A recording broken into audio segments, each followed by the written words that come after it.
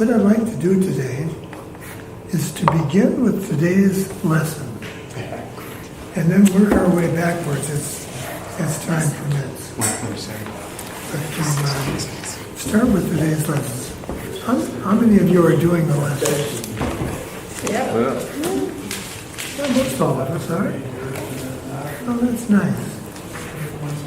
I think these lessons for the last 4 or 5 days, I almost have, when I read them, I almost have the feeling that he's been setting us up for this.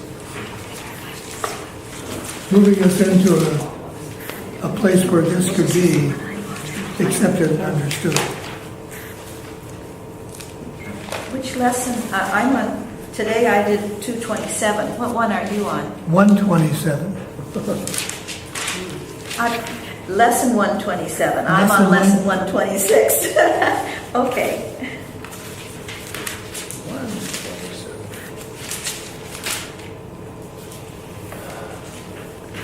There is no love but God's. I'd like to go through this slowly, so as we go around and read, we don't miss a chance to help one another with some insights. Because all of the insights that we all have contribute to the understanding of all of us. Okay? Tom, you want to begin? Sure, I'd love to. There's no love but God's. Perhaps you think that different kinds of love are possible. Perhaps you think there is a kind of love for this and a kind of for that. A way of loving one, another way of loving still another. Love is one. It has no separate parts and no degrees, no kinds nor levels, no divergencies and no distinctions. It is like itself, unchanged throughout. It never alters with a person or a circumstance. It is the heart of God and also of His Son. How much is there to take in that one paragraph? Well, just that last sentence, or last two sentences, or last few sentences. Yeah. Well, maybe the last 6. Yeah. There you go. How about if you love rhubarb pie? What's the difference between rhubarb pie and God? Beats me. Makes you feel good. Yeah. I really like the definition in Conversations with God, where God tells Walsh that the words love and acceptance can be used interchangeably. Yes? Just accept everybody, even Donald Trump. And the Presbyterian minister. And the guy who responded to my email today with the big long Christianity blurb, and rhubarb pie and everything else. I just have to quit fighting it. One way of loving one and another way of loving someone else. My goodness. Is that the way we love in the world? In the world. In the world. In the world. Because all of a sudden there's two, there's subject and object. And so we see things as things and lose essence. And as soon as we do, we provide the stage for differences. Yeah. And give us differences and we'll do proud by them. We'll make them all separate us. Love is one. It has no degrees. You love totally or you love it not at all. Is that possible? How do you distinguish then between the love you have for someone intimately and someone that you just love casually? How do you distinguish between the two? Let me ask it a different way. Can you distinguish between the love you have for someone intimately and the feelings you have for someone that's more casual? Is there a distinction to be drawn? Well, we all know that we do feel differently about different people. But what is that? Where are we when that happens? Anyone? In the ego. We're in a dream. We're dreaming that there's separation. We're dreaming there's somebody outside of us. And we're identifying with the character in the dream, in the story. Yeah. And in that, there's something that can be lost. Oh, And so something we that have has been lost. Yeah, and that's really the case. Yeah. And so we have to be judicious with what we love, how we love, because it can be taken. And so all of that is the dream itself, But sacrifice. here is an opportunity, and this is really important for me. Here there is an opportunity for me to remind myself that when I love my wife the way I love her, as I do enormously, that's the character in my story. And there is another way. There is another way for me to love her and everyone else. And that is to go to the God self and ask to be shown how to love the Christ. Tom, I've been saying to myself over and over this last little bit, one indivisible whole. If this experience is one indivisible whole, there isn't a you and a me. And in that love, all I'm doing is loving self. So there's to give it all away is to only to receive it. Understand what he's saying?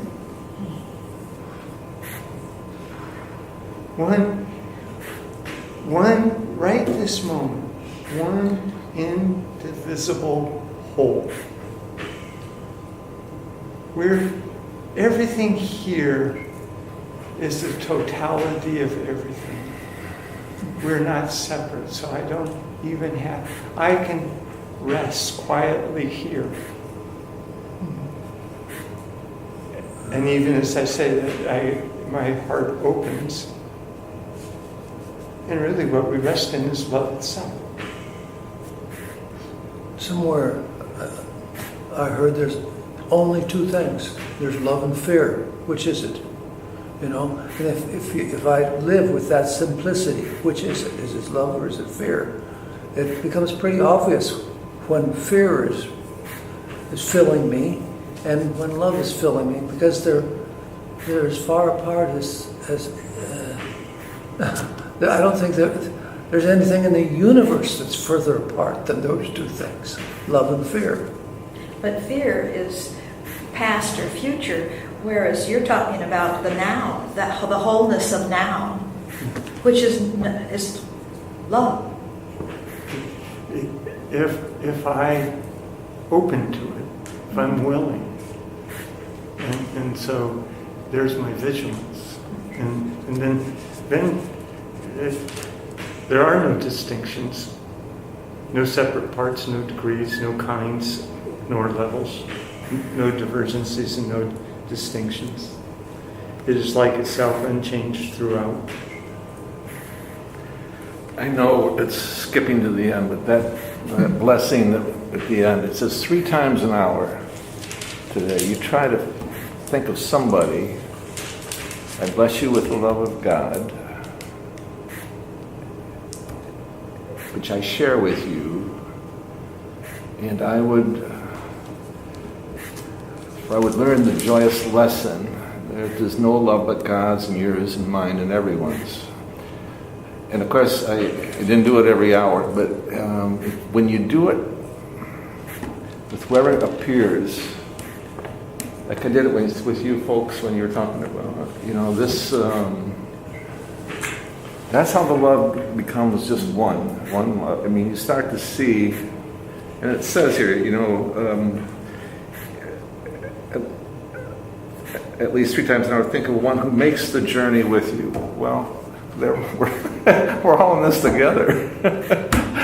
Everybody, the 7 million out there, and here we go, and it's this journey. And you bless each, and I found it started to generalize, it started to see there's no one outside this love, when you do it 3 times an hour with whoever comes to mind. And of course, you purposely pick the ones that may not be as easy because you want to learn the lesson. But that's what I love about this course, is that it's practical. If you did that 3 times an hour, something shifts. And even though I didn't do it every hour, I did it enough to know that it's true. That first paragraph is true.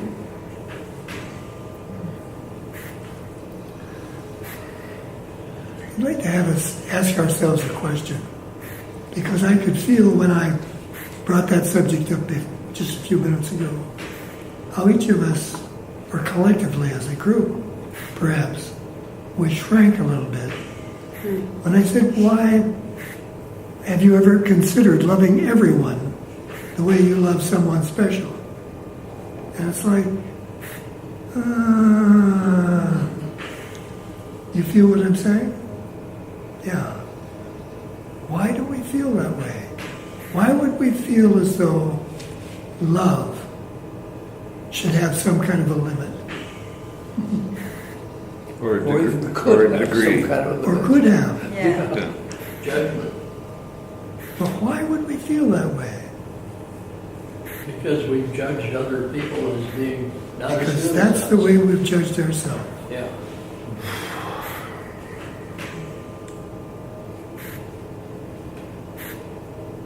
So where does the forgiveness begin? When we give up judgment. I can think of, within my own personal experience, being traumatized in the phrase, my strategy is survival. Out of that, I will now never allow myself to be hurt like that again. Have you ever had that phrase cross your mind? Yeah. And when you come out of a trauma and you make a statement like that, you really, or for myself, that's been that creates an interesting little boundary that then becomes a battle. Those are the obstacles for love itself to undo. There's been a process. And the one way that that's possible to deal with is to go to the God self. To go to that part of you that has never lost the trust, that has never been discouraged or dissuaded in any way that the love of God was not perfectly yours forever. Seems like the word love itself has a dual meaning, and it's so dual, egoic compared to spiritual. You should almost use 2 different words. The ego uses love, which is our most natural, fundamental trait. Uses love to set us apart, to make us notice differences, and literally to keep us separate. The thing that holds us together, the glue that holds us together, is what our ego uses to separate us. And what you're saying, hold us together, you're talking about, as my sense of it is, the atoms which form everything is held together by just one thing, and that is love. Yes. I'm wondering if the egoic concept of love revolves more around the feelings. it's a feeling. Could be defined as a feeling. Sure. Whereas spiritual love is something different. It's eternal. It's indescribable. Can we think of spiritual love as being a feeling? We could. It's the way the sun shines. Love. The sun doesn't discriminate. The sun doesn't decide where to shine. It just shines. It's just that perfect light. And it doesn't judge when it's shining on. But it can be obscured. Yeah. Love is everywhere.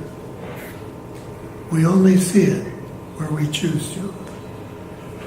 But it's not for us to mistake that means that it's only where we see it. Do you understand what I'm saying? So, We cannot limit love. I cannot decide to love one brother and not love another one. I can think I can, and so what I experience is my belief. But I haven't changed the truth. I haven't changed the fact that when I love one, if I love, I will love everyone. does circumstance control? And the answer is no. And yet the ego wants it to be Yes. an object. Yes. But it's helpful for us to recognize what the ego is up to and not get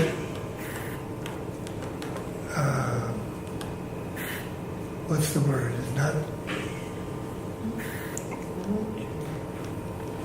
Not let ourselves be fooled. Thank you. Not let ourselves be fooled that it's not there just because we don't see it. Why is that so important? It's important because it helps us to recognize that the moment we call upon the God Self to help us see, we can see. Because if we call upon Him truly wanting what we have asked for, we already have it. It's already there. It's part of us. What is the difference between loving all and experiencing love? And Experiencing love. I mean, we feel like we want to love everything and everyone just the same. But when you don't receive that back, then what does that do to us? Does that not touch us? Is our love so great that we don't need to see or experience that love from others? no, it's simply that when we don't seem to receive something back, we put it out and we don't seem to get it back. It's simply because we don't want it back.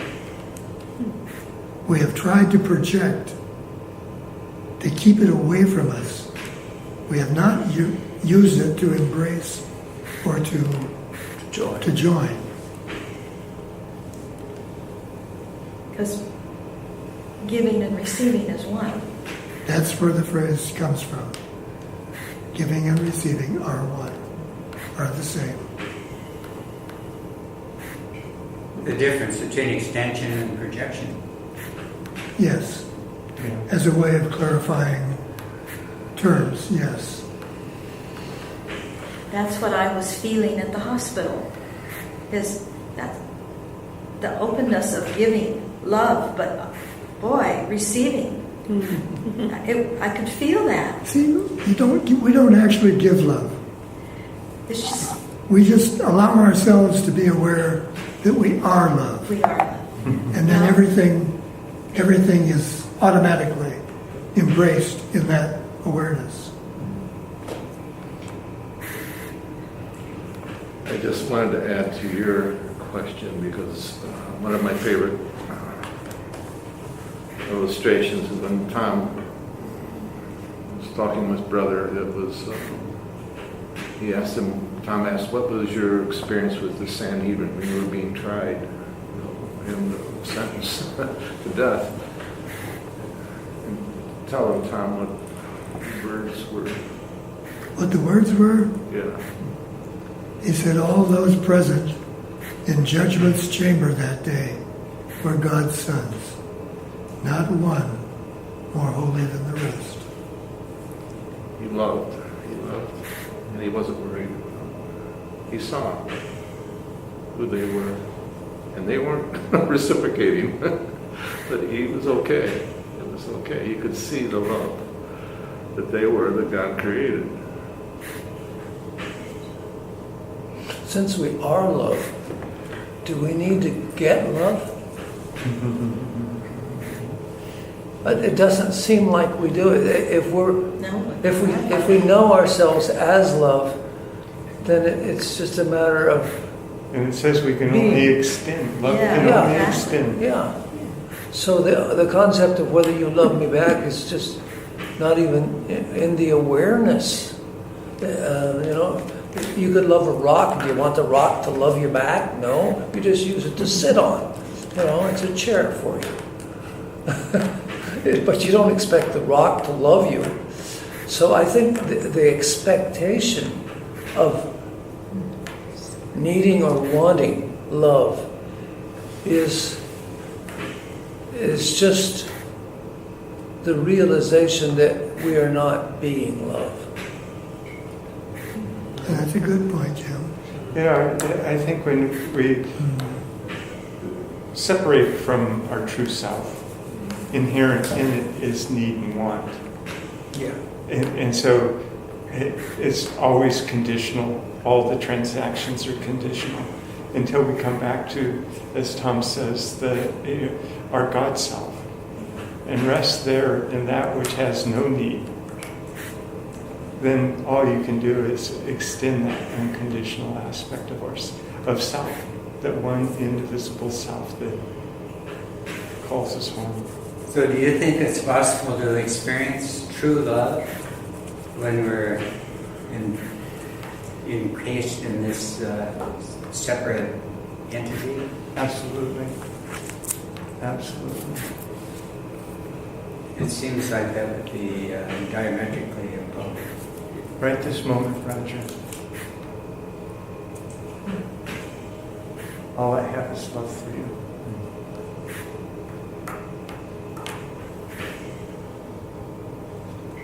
So the I that you're talking about now is not really in that body. It is that one indivisible whole. And I can feel it. There's no two here. We say, I love you, but the first and the third word are not really important. If you say love, if you be love, then you don't need I and you, because you're just being love. And there's nothing required. Just get your judgments out of the way, and there it is. Yes. Yes. This whole lesson, love cannot judge. As it is one itself, it looks on all as one. Its meaning lies in oneness. I'm skipping ahead, sorry. I said I was skipping ahead, I was Yeah, apologizing. Don't do that. Oh, okay. Bad boy. You're going to do it too? So Tom, Yeah, just so he could keep him from jumping ahead. Okay. love is a reality. It is the only reality. Nothing real can be threatened. The body is an illusion.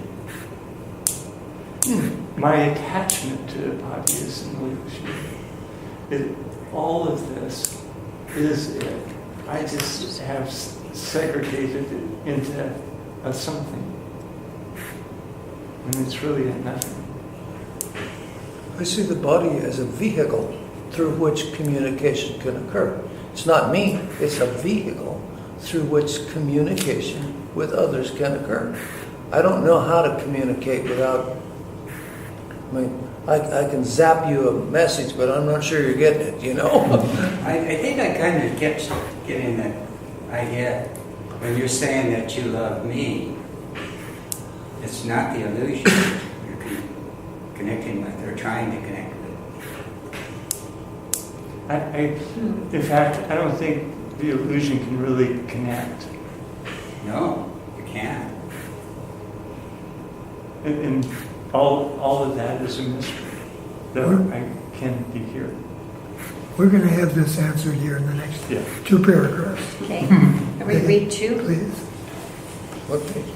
Love's meaning is obscure to anyone who thinks that love can change. He does not see that changing love must be impossible, and thus he thinks that he can love at times and hate at other times. He also thinks that love can be bestowed on one and yet remain itself, although it is withheld from others. To believe these things of love is not to understand it. If it could make such distinctions, it would have to judge between the righteous and the sinner and perceive the Son of God in separate parts. Read that next paragraph too, Betty. Okay? That just ties in. Love cannot judge. As it is one itself, it looks on all as one. Its meaning lies in oneness. Its meaning lies in oneness. So without the oneness, love has no meaning. And it must elude the mind that thinks of it as partial or in part. There is no love but God's, and all of love is His. There is no other principle that rules where love is not. Love is a law without an opposite. Its wholeness is the power holding everything as one, the link between the Father and the Son, which holds them both forever as the same. The link between the Father and the Son, which holds them both forever as the same. The same.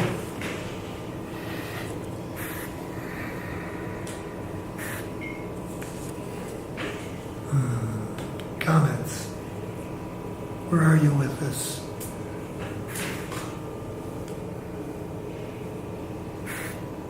Love Speechless. cannot judge, as it is one itself. Love could only judge love. And obviously there's no meaning to that.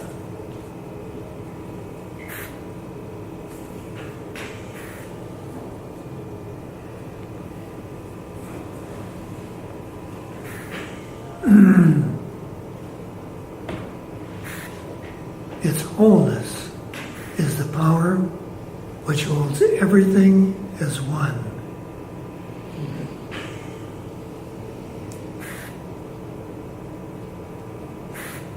You can't separate love. And because you were created by love, you can't be separate from love.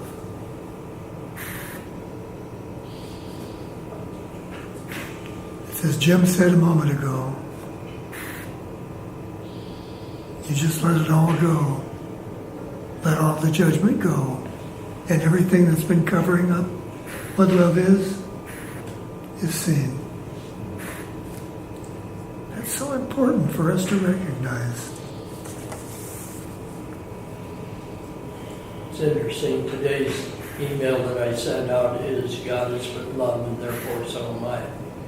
And I got a response from this guy who's a devout or deep Christian arguing with that statement. Yeah.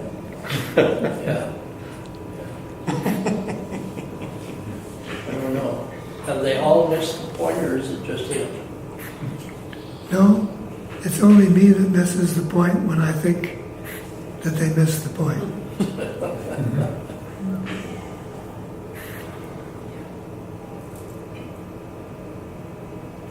See, that's really how we use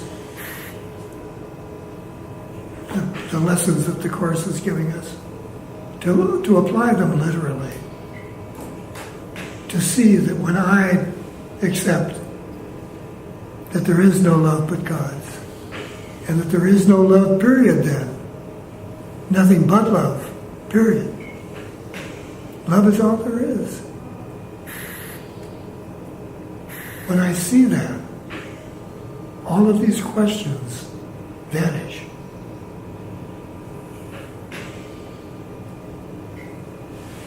What it's doing for me is taking me out in nature and just the beauty, and the animals, and it's just a wonderful feeling to be. That's love. I brought up what comes to me right now is that moment when I was in the midst of road rage. And in that moment, I had no sense of defense. I don't think I really saw myself as love. But in that defenselessness, I was just kind of I was empty of any resistance. And so I think the only reason I wasn't hurt was because there was no resistance. And yet, I think it didn't look loving at all. And I think it was a profound love. I think. I agree. And so it's so how love shows everything is the opportunity of love. U-Haul trailers being stolen, and it wasn't even stolen. It was these words that we and how we think all of the expression of the world is supposed to be. And I've gone, oh, wait a minute.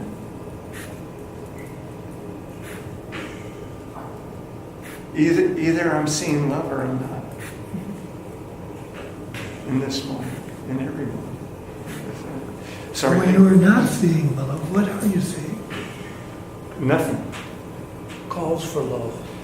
Well, Yeah. We can describe it a lot I of only different see ways. calls for love if I'm staying in love. If I'm not seeing love, I'm seeing nothing. I'm seeing the dream. I'm not seeing anything real, That's nothing.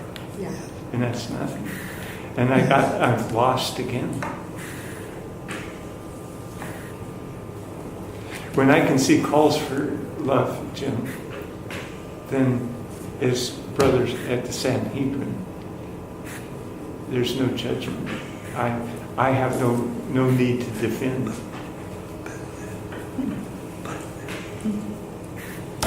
Zach, you want to pick up paragraph 4?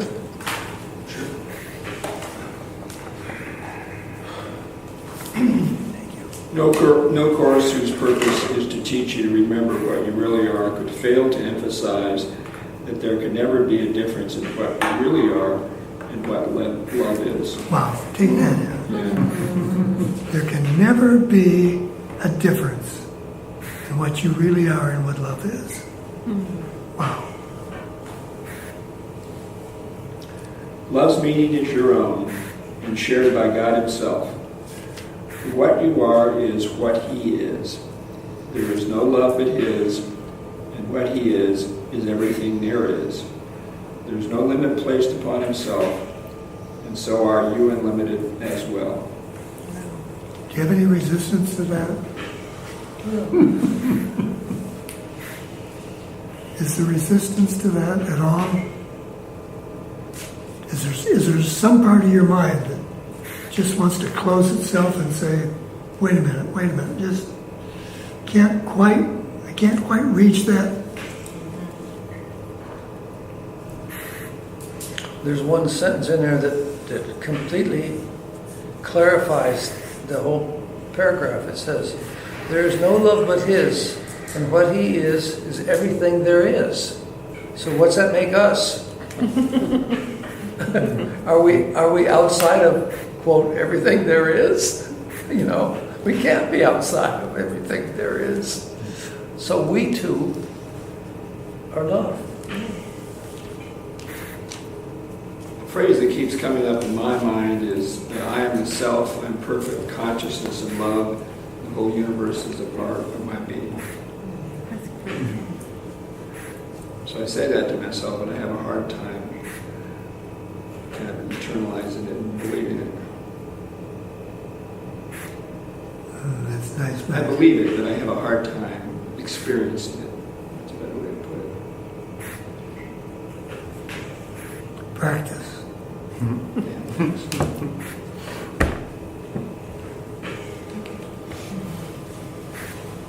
No law the world obeys can help you grasp love's meaning. What the world believes was made to hide love's meaning and keep it dark and secret. There is not one principle the world upholds that violates the truth of what love is and what you are as well.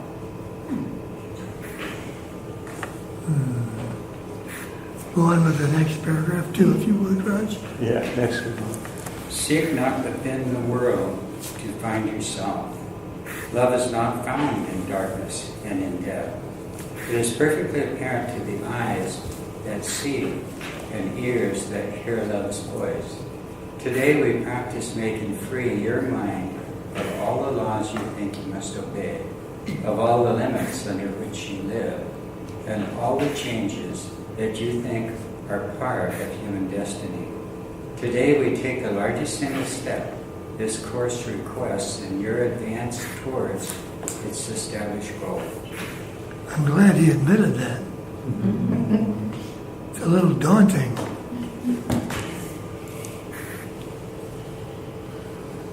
Today, we practice making free your mind of all the laws you think you must obey, of all the limits under which you live. Would we live under any limits at all if we had no resistance to loving?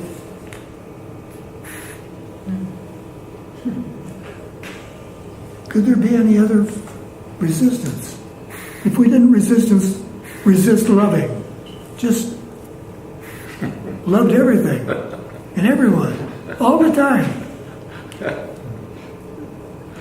What else? What else is it would there be? what within myself am I unwilling to love? Well, the problem with that sometimes is that we begin to beat ourselves up rather than thinking, okay, I'm here to show up as love. You know, and I'm not doing it. I'm a bad guy. I'm somehow deficient. And that's all we're doing, Jim, is that projection. My unworthiness, I project out there, and consequently, there is something that I can't love. I'm not loving something out there. I'm not loving something within here. Oh, if we could just Get that. if we could just have the insight of that, But it I says believe that truly our awakening would be complete. in paragraph 8, open your mind and rest. You're getting ahead again. Yeah, I know. These are the ones I have underlined. I cheat. I have that one highlighted. Me too. He has stars all down the side of his page in red. It's kind of that last kind of lesson, yeah. But then, when all of a sudden, and I really am appreciative of this group, because this group keeps bringing it back to it's not out there, it's just I'm only seeing that I believe within myself. And the only place of healing is that which is within myself, and the world heals.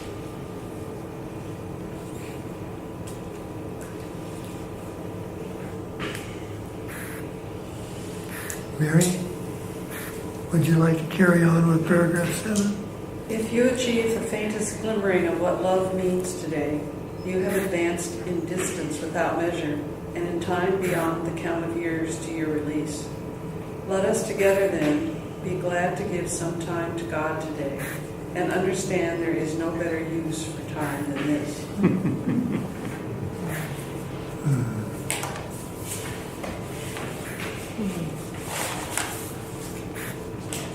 You know, I find, since I've been doing the lessons every single day, and I've been spending a half hour or an hour reading and thinking and meditating, and I used to have to be so busy and there were always things to do, and now everything gets done, and I still have an hour or however long I sit reading and meditating. And even have other extra time to do other things. What that I time do you want to get do. up, Dave? 7. Yeah. I cherish this time. But the ego can always find something for you to do so that you won't do this. No. No, but I mean, you try to. The dishes need to be washed. Yeah. The lawn But needs to be they get mowed. done. Whatever. You know, I noticed that. It's real interesting. You're prioritizing. Yes. This is so important to me. That I That's just- why I arrange everything in my life around these meetings. If somebody wants to do something on Tuesday afternoon, and I can avoid it, I do, because I want to be here. The one short sentence in that paragraph 8 just really jumped out at me. Open your mind and rest. You know, you think, well, if I open my mind, I've got to think a lot of stuff real fast. But it's telling you to do that. Just not think. If you can, possibly not think. But that's what rest is, isn't it? Scott, you better read paragraph 8. Yeah, thank you for bringing that up. That's really good. For 15 minutes twice today, escape from every law in which you now believe. Open your mind and rest. The world that seems to hold you prisoner can be escaped by anyone who does not hold it dear. Withdraw all value that you have placed upon its meager offerings and senseless gifts, and let the gift of God replace them all.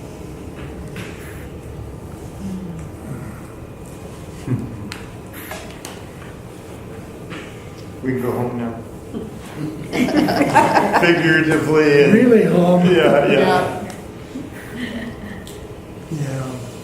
I'm just stunned by that sentence that I just said. Open your mind and rest. That is beautiful, isn't it? It's Yeah. sort of an oxymoron. But what it but says to me is, stop the stinking thinking, you know? Rest. Take a break. Come to that which you already are. What's that? Come to that which you already are. Yeah.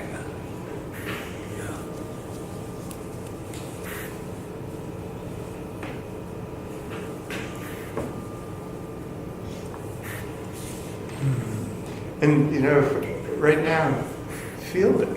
Yeah, right. Feel it right here now. The quiet, just the radiance of what we have here, that is here.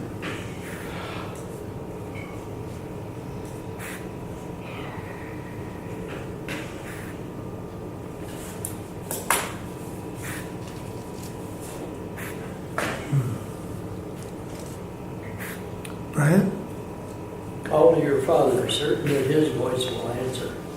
He Himself has promised this, and He Himself will place a spark of truth within your mind wherever you give up a false belief, a dark illusion of your own reality and what love means.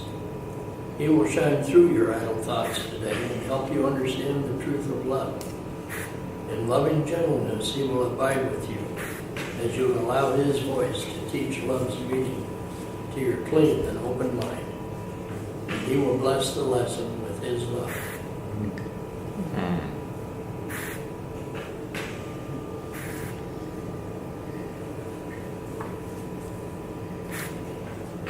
I've always been so tempted to think that that was Brother just talking about himself, not being willing to claim that he was offering it to me.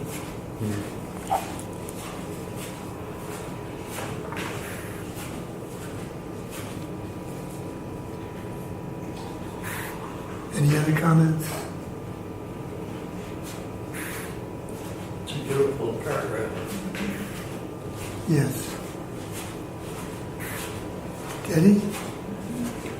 Today, the legion of the future years of waiting for salvation disappears before the timelessness of what you learn. Let us give thanks today that we are spared a future like the past.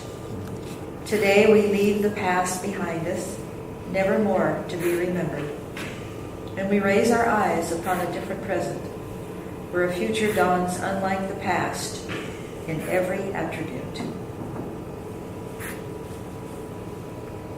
How much more clear could he be in saying, you create your world,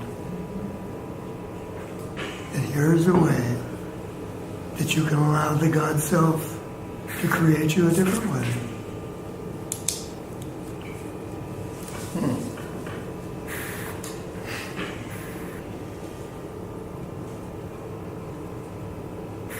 I've become so aware of how I have looked outside of myself.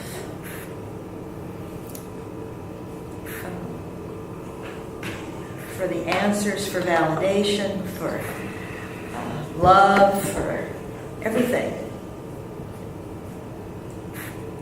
And now I know that it's in me. So this has been, Jerry's been gone 3 years. It'll be 4 in September. And this has been a beautiful time.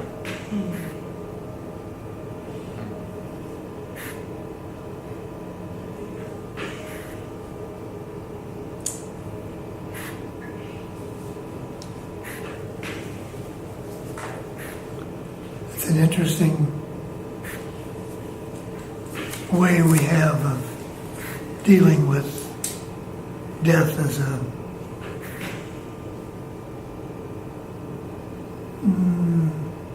I want to say even almost as though it's an attack. That you learn to come to peace with a different sense of the presence. And yet, there's something that tells me that what we're in the process of doing now is making a decision of whether or not we want to continue down this same path of honoring separateness and hatred and sickness and death. How many of us, when you have heard me say before in this group that consciousness is in the process of deciding whether or not to continue to honor death, how many of you really believed that that was a choice that we could make? How firmly do we cling to the idea that death is necessary? Now this is important. It's important because it tells us how firmly we are clinging to the idea of our need to be separate. Because it's not death of the body. It's our separateness that we're really struggling with. So let's face it as it is. How many of us are willing not to have a tool, not to have any escape hatch, but to face the prospect of being eternally eternally alive, eternally available to everyone who has ever existed, everyone in God's mind. Are you willing to expose yourself to the mind of God? Everything is there. So just look at what you would be exposing yourself to. By the ego standards, that's horrifying. And yet what he's trying to teach us here is that we can see it from a different perspective. We can see the entire prospect of eternally being in a state of loving. Goodness sakes. How horrifying is that? To the ego, terrifying. It is terrifying. Yeah. To the separate one. Yes. Because it's the death of that survivor. We have made death almost as though no matter how close we come, there's still that one little obstacle. There's that one little doubt. That one little doubt.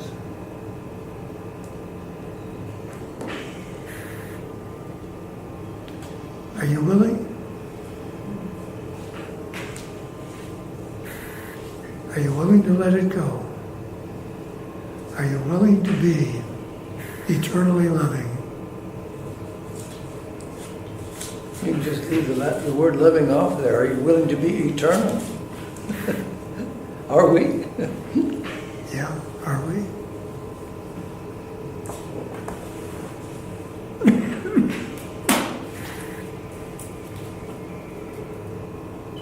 When you say eternally loving, that means without any judgment. Must mean that, right? Yes, that means to be eternally without judgment. Without condition.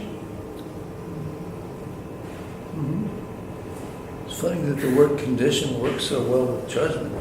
I'll do that on the condition if you do, you be, you whatever condition. I remember several years ago, and I think it happened because of this lesson. I was having a meditation and experiencing a reliving of what my perception was at that time in regard to the formation of the universe as the ego knows it. That time that the one mind split apart and became an endless array of galaxies and stars and universes and whatnot. And Brother broke into my meditation and said, "Why are you limiting yourself?"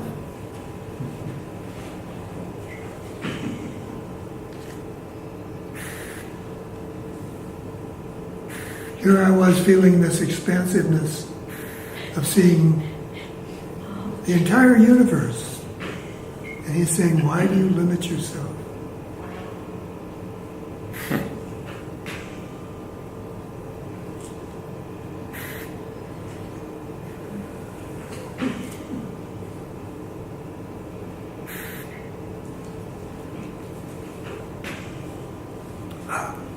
Any more comments?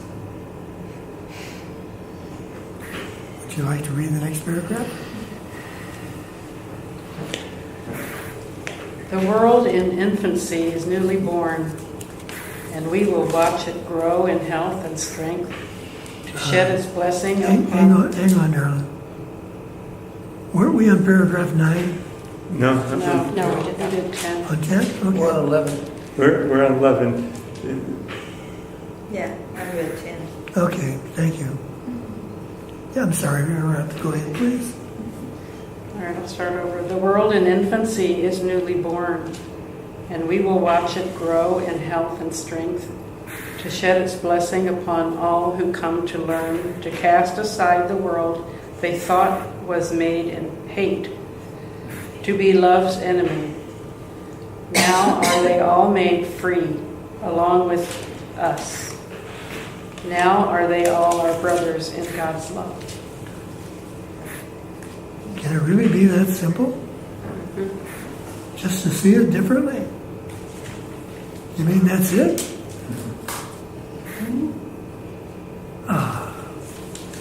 Surely it's got to be more than that.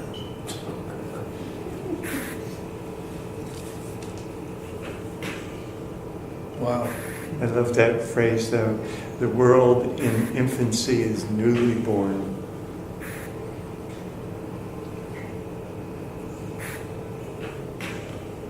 In every moment that I love, the world in infancy is newly born. Newly born.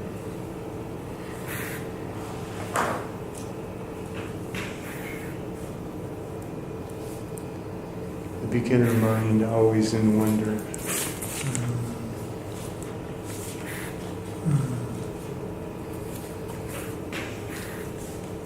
Sally? We will remember them throughout the day because we cannot leave a part of us outside our love if we would know ourselves. At least 3 times an hour, think of one who makes the journey with you, who came to learn what you must learn. And as he comes to mind, give him this message from yourself.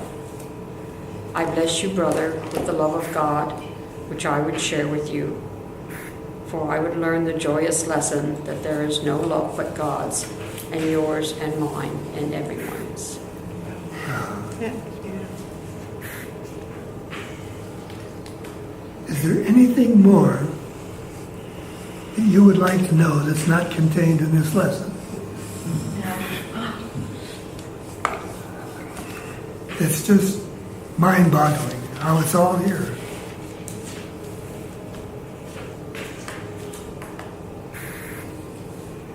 And all the lessons since the review, Tom, it has just been really kind of turning the soil, Yes. creating that openness, state of mind. Yes.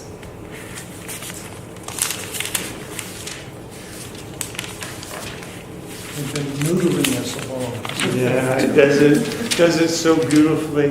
You know, Yeah, I'd like to go back into the past here on the previous page, where it says, today we leave the past behind us, never more to be remembered. I have trouble doing that. Where are you, Brian? That's page 231.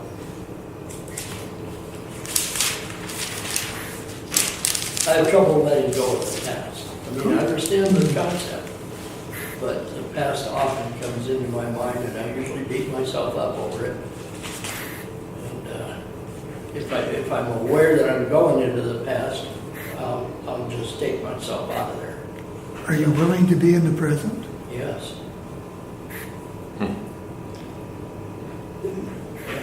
It's interesting that What's in the present? Or what's in the past that's not in the present? Well, the past is not real according to the Course, so there's nothing there. Yet I can beat myself up over nothing. Well, but doesn't that help a bit? To know that you're really arguing about nothing? Yeah, it does. if we begin to see the past as our perception, then it's much easier to let go of. It's not the truth. It's our perception of the truth. And it's kind of like, different people at a ball game. Well, the pitcher just balked. The heck he did. The batter moved, and you get into all that stuff. And I think it's like a macrocosm of an idea that we think we're only in one place, and our spirit is in every place. I don't know if I can say it. And that's pretty That's expressive. pretty good. Pretty good. Yeah, there's no limit. There's no limit Yeah. in the spirit. Brian, I find it fascinating too. my past only lives in my mind. Yeah. You know, and it's, and when my attention goes to it, all of a sudden, you know, the spotlight's there and I'm not here. It's a new friend recently has come back into my life, and he has a brilliant mind, absolutely brilliant mind. He's Jewish, and the Holocaust is so present for him, and the pain of it is so present. It's a conversation that is really teaching me. Yeah, that would be really difficult. It's hard enough with my life to have been there or to have loved ones there. You know, Daddy who comes to this group, just about his whole family was wiped out. To say that the past didn't really happen for those people is a little different. And there's one person that really respect his teaching, and he talks about intergenerational victimhood. And so, and the play of forgiveness and all of that. So it's just really But that's a good question, because I know we've all come across people who are really caught in the story of something horrific. And it doesn't matter, whatever, you know, it doesn't matter what the story is. What's a good response to that? How do you handle that? Yeah, I'm not always sure what a good... I know I need to remember for myself who I am, but what's a good response to that? The first thing to remember is that it's not what it seems to be about. It's not about the Holocaust. Not about the horrific event. That's It's what never you about- know. But it's how do you respond to this person who is speaking from To- all this pain? To say to them what I'm saying to you. Really? Yes. Yeah. It's not about that. If you want to solve the problem, you've got to know what the problem is. And the problem is not the Holocaust. The problem is self-guilt. It's the condemnation that each of us have levied against ourselves. And if you really want to know, if you really want to see what the Holocaust embodies, then go to your God self and just absolutely be determined to know what the real problem is that you're fussing with. And keep asking until you hear the answer. And it will not, I guarantee you, it will not be about the Holocaust. Now the worst, the hardest thing for us to recognize is that often it is not about anything. It literally is not about anything. Well, We have judged ourselves not because of something we did, but because of something we have felt in the consciousness that seemed to come to us, that seemed to condemn us from a place outside of ourselves. Very few people have ever put themselves literally into a position where in their story they have become the horrible person they imagine themselves to be. You see? we seem a lot more willing to see what's wrong with us than what's right with us. And that's because we go to the consciousness without ever recognizing what it is or why we're doing it. And we see it happening all around us with everybody that we love. And we get sucked into that dark hole. And we do that for so many lifetimes that it seems to become a fact. And it's not. You said It's it. not. You said it earlier, Tom. There's only one issue, and that's the idea we believe that we're separate. Believe that we separated from God. It seems like the way out is to just look at all of these issues with Christ's vision. I'll be darned. You can go home. Christ's vision. Yeah. Yeah. Gold star. Raise ourselves up there and look down, and it's all Shine away the darkness. That's kind of hard to do.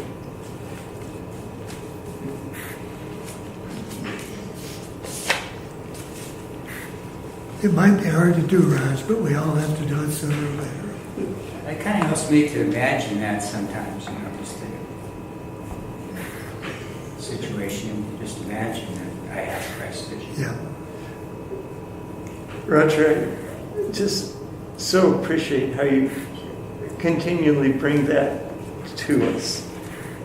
These 3 years here, you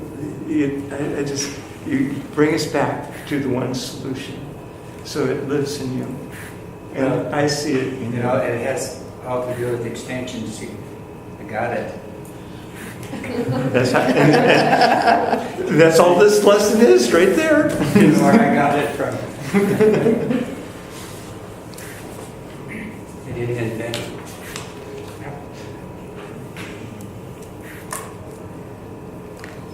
The journey of no distance.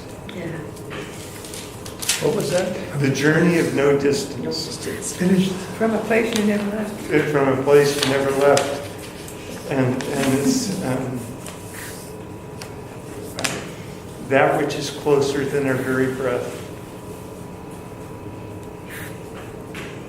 Stand in front of a mirror tomorrow, tonight, whenever, and say, there, by the grace of God, am I.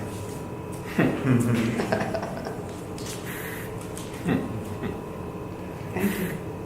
And the course continues to tell us, look at your brother, who is your mirror. And there, by the grace of God, come on. In perfect love. Stop hating yourself. You don't have any reason.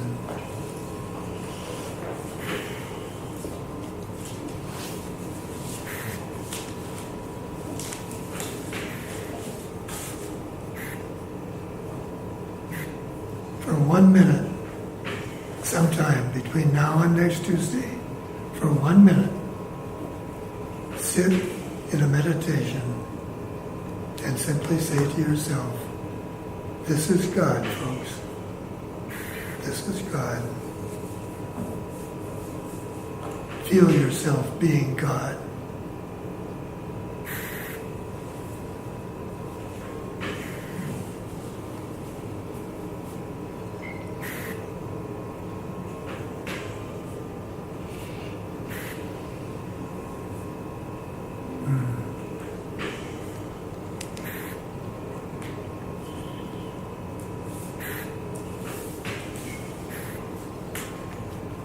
Well, how about that? We spent an hour on one lesson.